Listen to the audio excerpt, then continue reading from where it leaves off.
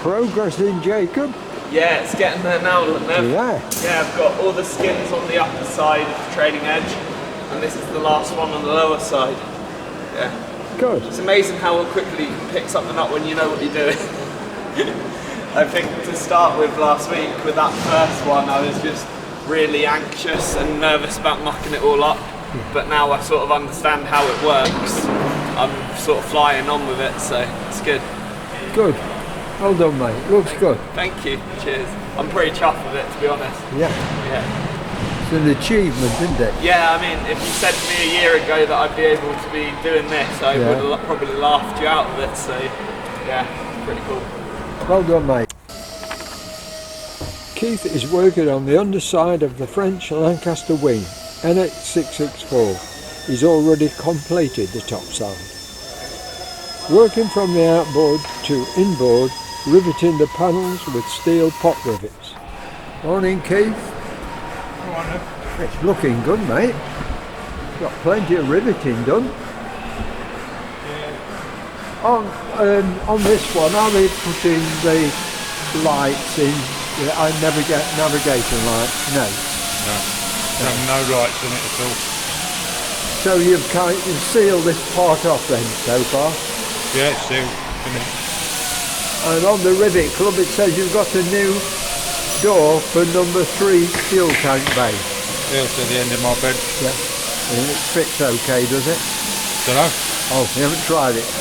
I wouldn't think so. Oh. It's bent and battered. Oh, is it? Yeah. Well, you can straighten it. You're Bob the Builder. You can fix it. Yeah. You're cracking on though, aren't you? Trying to. So how many panels can you go along with the putting in the blind rivets? I'm only going up to the engine bay. Yeah. And then I've got to put these have got all the solids all around there. Oh, have they? Yeah, they're all solids. So the rim around the bay is all solid rivets? Yeah, and the skins up to the spar, they're all solids as well. You can get to them from inside the bay. And you put your plug rivets in, have you, on the spar up there? Yeah, they're the first things to go in. That sets where the panel sits. Did you have it? Of course, are these new panels or not? No, they're original. It's looking good. Yeah.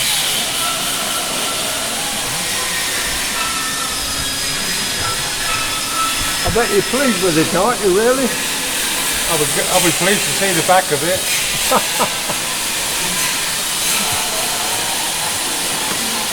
Oh, you've done a real good job, mate.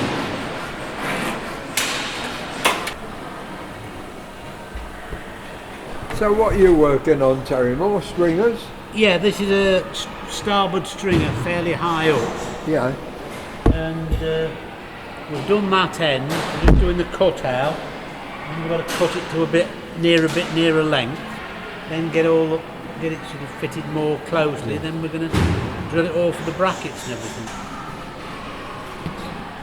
Is that a repair job there then on the old one? It's a cutout where it has to go round the Oh, I one of the see. frames.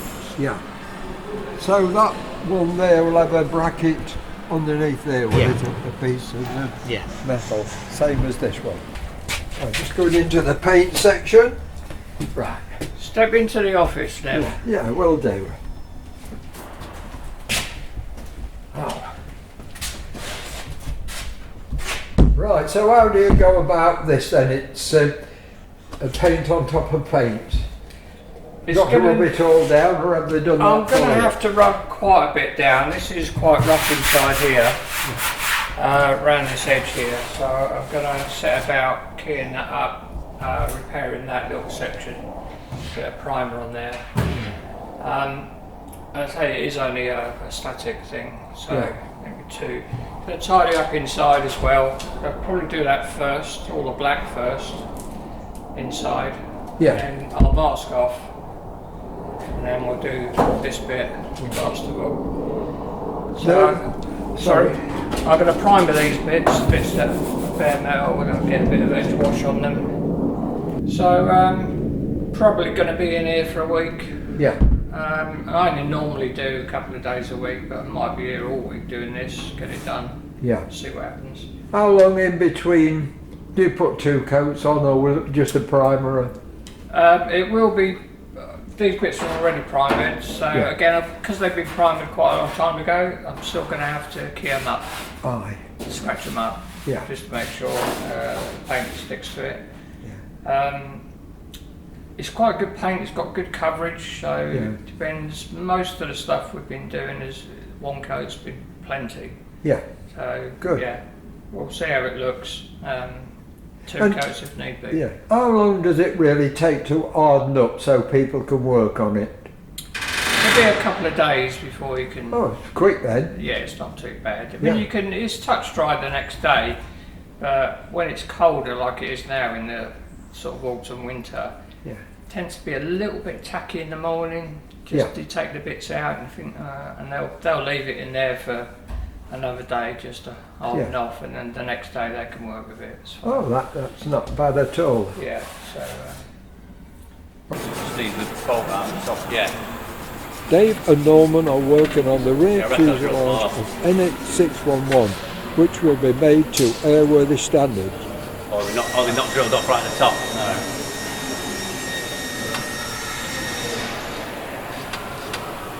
I'll put that knife on, not the one. Which one you want to take off? I'll drill the knife on, unless you want to do it. Oh, I'll take it off. Yeah.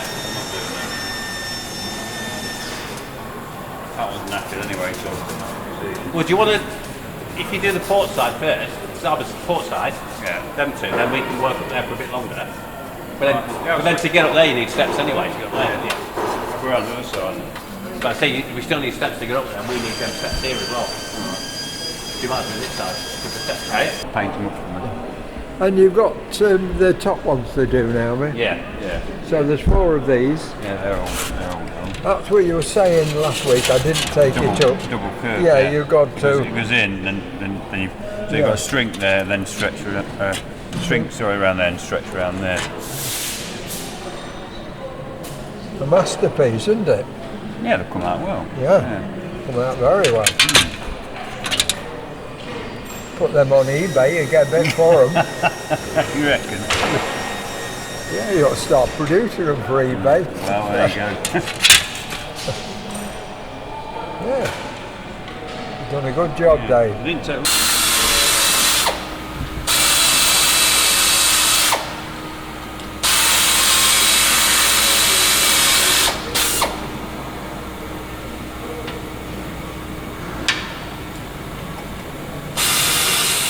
While Keith's working on the latter stages of completing the wing, Chris and Gerb start to prepare Lancaster NX611 Just Jane for the wing swap. Removing the inspection panel, this will enable them to remove the trailing edge. Yes, thanks. Chris, I wondered who your partner in crime was there. Nice Gerbs. Yeah. Oh. Hi, folks. Oh. We've got a lot of screwing to do there. Yes, we are. Unscrewing. Yeah, we got the door off. So we're going to carry his doors off, the wrap-round panels off the top of the wing, round the wing, transportation joint. We got that off. So we've got to get these panels off now for the access to the trailing edge. Get that off. So these panels, well, I think they go out there somewhere to the wingtip. Yeah, they put all these anchor up strips in That's the one. about 2 years ago, didn't That's they? the one, yeah. I think it was my first winter in there. Pardon? I think it was my first winter here. It was 2018-19. Oh, is it? Yeah. Yeah, grand. My nose is in the paint shop. Yes, I've been to see it. Yeah, we put it in the paint shop. Yeah, I had a look at it. That's in there now, so hopefully that'll get coat paint on it. Get that back out. Put some fixtures and fittings in it. Yeah. We're good to go. So you're taking this trailing edge, Trailing edge, yeah, just this one. Look up here, Ned. see where the outer main plane joins the centre section. Yeah. So When they come to take these bolts off here, will they take both of them out, or will they just take the one which is on the outer wing? good question. You could just take the one out the outer wing if you wanted to. You can leave the inboard one in, but while you've got access, once it's off, you can take them off, you can take them out. Mind you, it'll be a bit tight. Oh, he's there again. Waving again. Hi all of you. Hope you're all keeping well.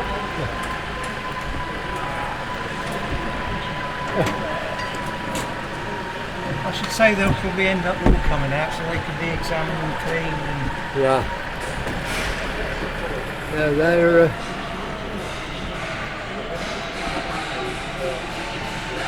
Yeah, just 4 1-inch bolts about they are, aren't they? big old boys. There's 8 altogether. 8, yeah. Yeah. The ones at the front are slightly bigger diameter at the front. Oh, I know. Yeah, slightly. Right then, Chris. Yes. Are you ready for off, are you? I reckon. Right, stand by, just stand by. Standing by now, sir. There's this green for danger. You right?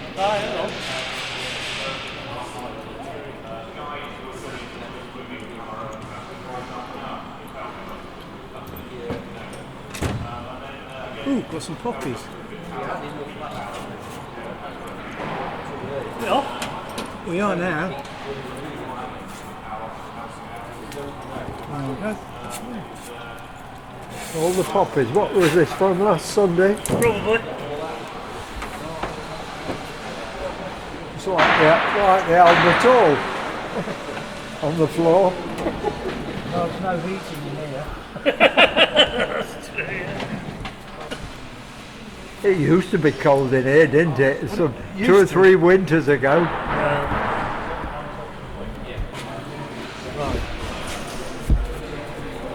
Is it usable again for the time being? If memory serves, these were made new.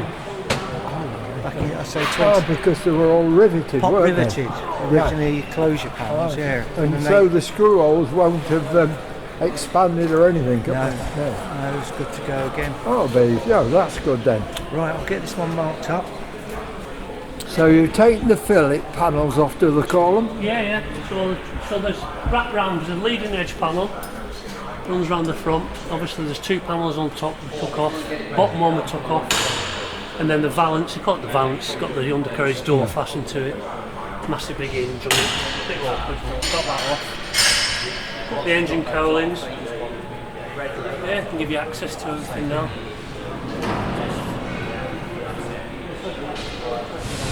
I'm not holding out much, but you never know. Put some ACF 50 around some of these, you know, the wing attachment bolts, like a penetrant. Yeah, it Hopefully. doesn't penetrate very good on the well, ACF 50 is probably it's quite good at it. fit, exactly, does it? yes, but you never know. No. You never know.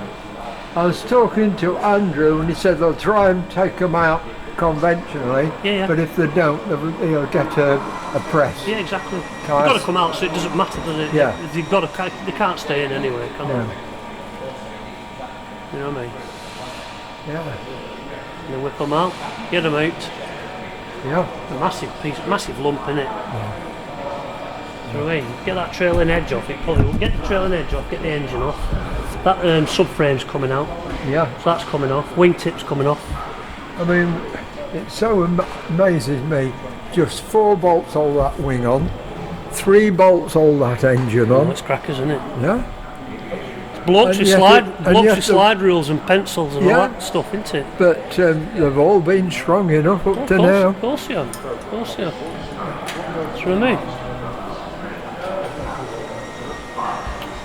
And these tanks are not going back in. Not that I'm aware of, no. No, So we're they're getting new not. tanks made, And the main tank, which is the inboard, which is in this one here, Yeah, isn't it? it's in here. That's the only carriage. So you've got a fuel tank under here. Oh, that's right. It's Yes, here, you've got a isn't big it? tank here. Yeah. Big tanks. Is this one? No, this one's not in. No, but that's Because when they've been away for. refurb, Yeah. Have they come restoration. back? No, they're not come back yet. Not that I'm aware of, anyway. No.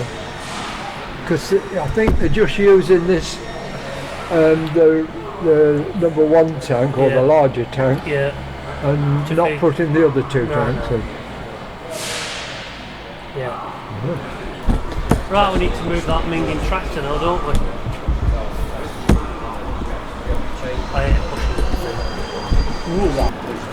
You've got more chance of pushing the tractor in.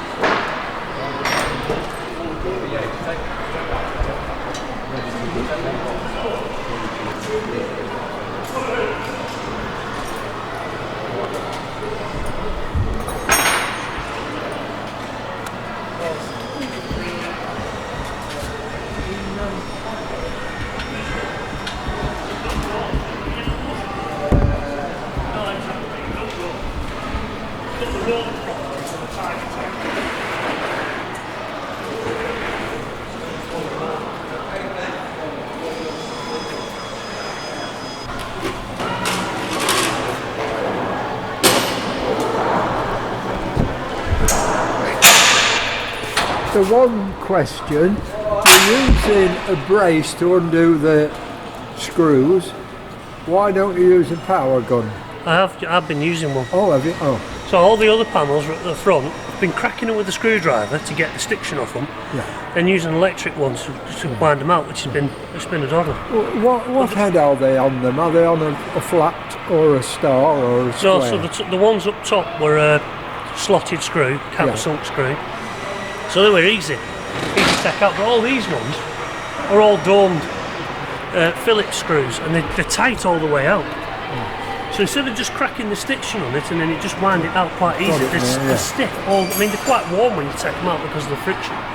So I mean, a Makita battery operated screwdriver, it starts to get hot quite quick, so I've gone old fashioned and so you're breaking the lock first. and then use the electric, but these ones under the wing, they're literally stiff all the way out, do you know what I mean? Yeah, so it's... Because they're anchor nuts the other side, which is it a nylon on them which grip it? The thing is because of Phillips, I mean, you've got to keep a lot of pressure then on your screwdriver, on your lecky screw, because it spins off, you nudge the... Yes, you bugger the screw up, don't you? So we had a discussion on setting up the trailing edge. There is a coupling between the inner and outer trailing edges, which enables them to be separated. I bet they take some setting up each individual arm when you put them on. Yeah, of course it is, but I don't know much like I said, I've never took one off really, so it doesn't look like there's a great deal of adjustment in it, to be fair, looking at the tie rods, you know what I mean?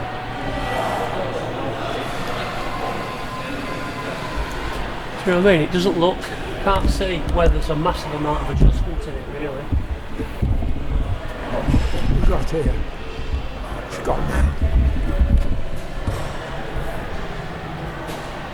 Just looks like an iron with a bolt through it, but it's got a grease nip on this as well, obviously. Yeah. So there's no adjustment on the tube, but it's just adjustment here. Yeah.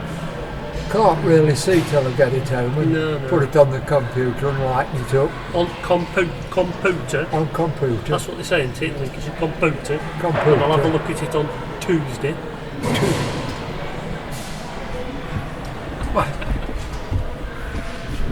Well, it's better than malarkey, isn't it? Well, I don't know, really. Odds. Thread-wise, you know. Fair bit. You've got ball It's only socket. at the bottom, isn't it? Now you've got ball socket, one there, one in there, another one inboard at the flapjack. Yeah. He's on about the length of the rods from the rods, actual top. The operating rods. Yeah. They're fixed at the top. Yeah. Then you have to take that bolt out, and then there's a fork on the other side of the spar, and you adjust it as required there. So fixed at the top, adjustable at the bottom. So if you've got all these loose, where would you start on it? This end, in the middle, work out, or What if you're setting it up or refitting it? Setting it up and refitting it. Trial and error, really. Yeah. And then how do you know what adjustment you need? There must be a flap angle. There must be a full down down flap angle. Yeah. There must be a flap angle, so you'd set the flap angle. Yeah. Wouldn't you? I guess tells so. you in the leading particulars. Yeah. Oh, yeah. Or the flying control section. Yeah. What the flap should be at its maximum down. And then adjust your tyre rod, adjust your input Obviously, rods. nice and flush when it's retracted. Yeah. But you can hand pump these up anyway, can't you? Using the hand pump, so you can hand pump them up rather than. Okay, Using an hydraulic hand pump on it. Yeah, so you can hand pump it up rather than putting a rig on it and going for it. We haven't got. You know what I mean? Yeah. Are the rods different lengths? They look shorter at that end to that end, or are they all the same length? They're more or less the same, but it's literally as you say you start this end, you feed the rod up, put the pin in, and then you adjust them as it goes along. Yeah. You give a fixed point to start with. And then it's a case of fine adjusting them to get a nice flush retracted fit, and then conversely to get your correct angle when they're down. So in theory, if these don't get disturbed, if we lock them off when we take the trailing edge off, then it's just a question of That's what we used to do on Typhoon. When we ever took the leading edge slats off the Typhoon, the lads would normally wire lock all the fork ends that went into the slat. That way then, if they never got turned, because obviously you turn it, you change its length. So if you kept them all set, you should be able to then just put the slat back on, put the pins back in, and it should be fine. Every part of it's a good piece of engineering. yeah.